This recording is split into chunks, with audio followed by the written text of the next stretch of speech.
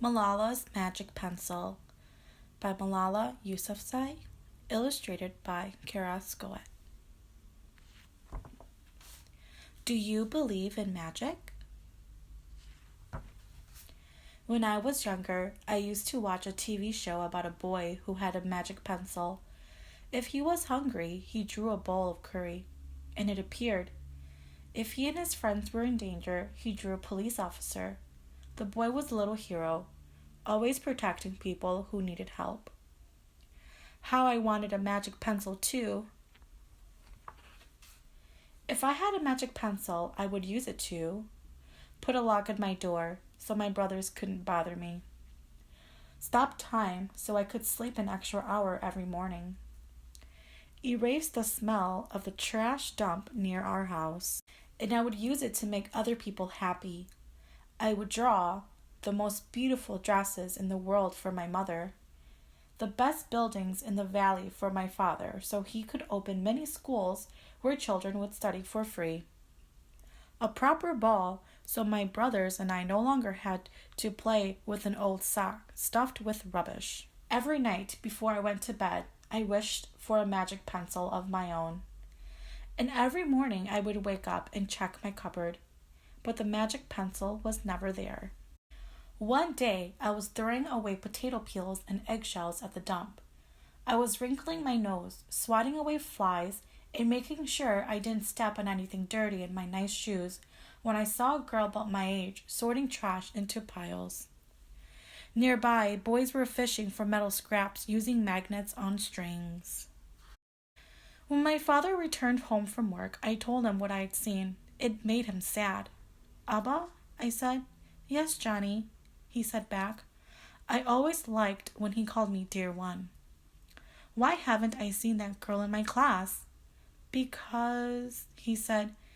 He didn't finish right away. "Because, Johnny, in our country, not everyone sends their daughters to school, and some children must work to support their family. Those boys will sell the metal scraps they find. If they went to school, their families would go hungry." School was my favorite place, but I had never considered myself lucky to be able to go.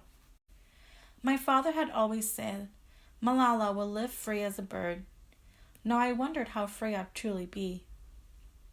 That night, I thought about families who didn't have enough food, and the girl who couldn't go to school, and even about how when I was older, I would be expected to cook and clean for my brothers, because where I came from, many girls weren't allowed to become what they dreamed of.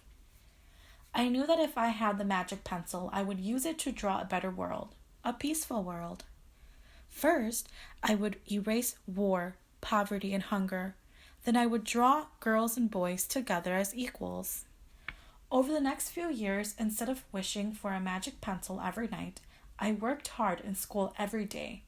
I wanted to be one of the top students in my class. But soon powerful and dangerous men declared that girls were forbidden from attending school.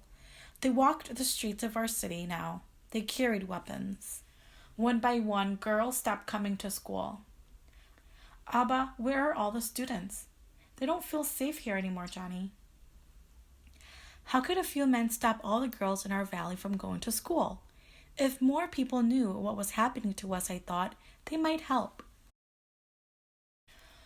Wishing wasn't enough. Someone needed to speak out. Why not me? I wrote about what it felt like to be scared to walk to school and how some of my friends had moved away because of the threat they faced in our city. I wrote about how much I loved school and how proud I was of my uniform. Once I started writing, I didn't stop. I wrote speeches and traveled around my country, sharing my story. I even talked to a reporter from a famous international newspaper. People actually wanted to learn about my life. I spoke for all the girls in my valley who couldn't speak for themselves. My voice became so powerful that the dangerous men tried to silence me, but they failed. And now my voice is louder than ever, louder because people have joined me, and together we make a chorus, standing up for what we believe. We raise our voices for those in need. Help people in danger, even if they are an ocean away. Think of the world as a family. Do you still believe in magic? I do. I wrote alone in my room, but people all over the world were reading my story. Millions now know it and help me spread my message of hope. I had at last found the magic I was looking for, in my words and in my work. I am Malala. I've always wished I could make the world a more peaceful place, and every day I work to make my wish come true. One child, one teacher, one book, and one pen can change the world.